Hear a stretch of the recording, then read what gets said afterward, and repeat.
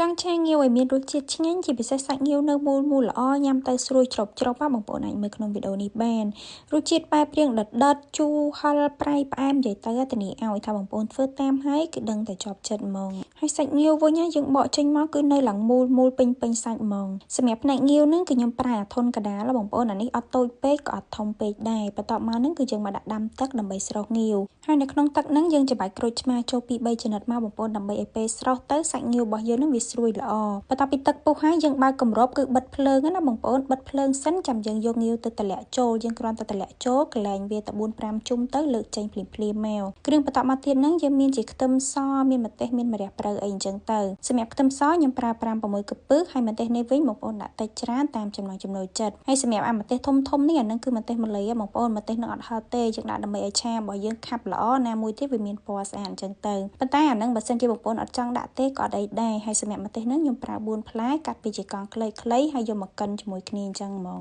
ហើយសម្រាប់បងប្អូនណាដែលមានម៉ាស៊ីនកិនទេយើងអាចប្រើជាវិធីបុកក៏បានដូចគ្នាម្ទេសនេះឃើញថាច្រើនអញ្ចឹងមែនណាបងប្អូនប៉ុន្តែគឺអត់ហឹរទេដោយសារម្ទេសដៃនាងខ្ញុំដាក់តែ2-3គ្រាប់ទេក្នុងហ្នឹងហើយគ្រឿងចុងក្រោយគេហ្នឹងគឺជាអំពិលទុំសម្រាប់អំពិលទុំនេះយើងលាងទឹកវា2 3ទឹកសិនមកត្រាំជាមួយទឹកក្តៅ 5-6 នាទីទៅវារីកសាច់យើងងាយស្រួលជ្រុំមែនតើបន្ទាប់ពីយើងត្រៀមគ្រឿងក្រៅរួចរាល់ហើយយើងមកដាក់ខ្ទះហើយយើងពងម្ទេសជាមួយខ្ទឹមសដែលយើងបានកិនចូលជាមួយគ្នាហ្នឹងណាបងប្អូនអានេះយើងពងរបៀបដូចខ្ទឹមសអញ្ចឹងណាបងប្អូនពងវាប្រហែលជាខ្ទង់2-3នាទីឲ្យឡើងក្លិនឈ្ងុយសិនមកហើយបើសិនជាបងប្អូនណាដាក់ម្ទេសទេយើងពងខ្ទឹមសធម្មតាហ្នឹងបន្ទាប់ពីហ្នឹងមកចាំយើងដាក់ទឹកអំពិលទុំចូលសម្រាប់ទឹកអំពិលទុំដំបូងនេះខ្ញុំដាក់ចំនួន3ស្លាបព្រាបាយសិនបន្ទាប់មកហ្នឹងគឺខ្ញុំបន្ថែមទឹកត្រី2ស្លាបព្រាបាយ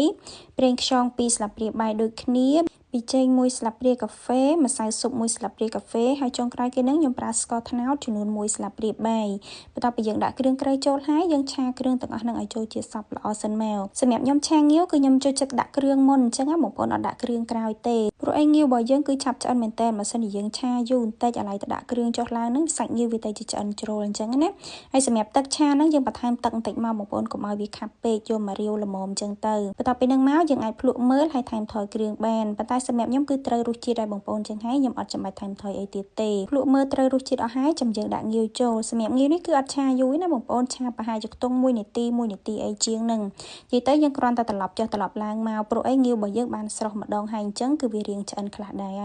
ហើយចុងក្រោយគេហ្នឹងយើងគ្រាន់តែបង់ម្រះព្រៅចូលទៅប៉ុន្តែមុនពេលខ្ញុំបង់ម្រះព្រៅចូលហ្នឹងគឺខ្ញុំបិទភ្លើងសិនណាបងប្អូនយើងត្រឡប់ម្រះព្រៅតែ 4-5 ត្រឡប់ទៀតទៅងាវឆាអំពើទុំរបស់យើងគឺរួចរាល់យើងអាចយកទៅញ៉ាំបានហើយសម្រាប់ងាវនេះដែរបើសិនជាបងប្អូនណាដែលអត់ទុកចិត្តទេយើងអាចបកមើលមកគ្រាប់សិនបានបើសិនជានៅរៀងស្ទើយើងអាចឆាបន្ថែមទៀតចឹងទៅហើយងាវឆាអំពើទុំហ្នឹងបងប្អូនខ្លះទៀតគឺគាត់ចូលចិត្តបកសបកហើយបានយកទៅឆាប៉ុន្តែសម្រាប់ខ្ញុំឆាហើយបានបកបងប្អូន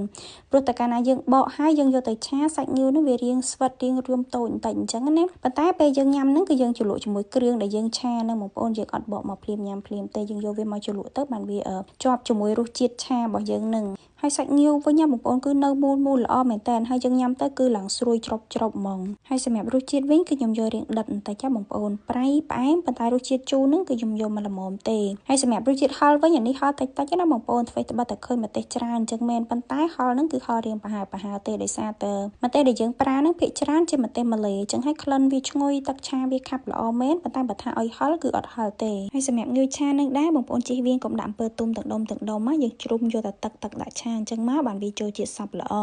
មិនអញ្ចឹងទេងាវរបស់យើងអាចនឹងរៀងជូរដុំអញ្ចឹងទៅហើយសម្រាប់វីដេអូរបស់ខ្ញុំក៏មានតែប៉ុណ្្នឹងដែរបើសិនជាបងប្អូនមានជាមតិយោបល់ឬក៏ចម្ងល់អីអាច comment បានណាអរគុណច្រើនជួបគ្នាវីដេអូក្រោយៗ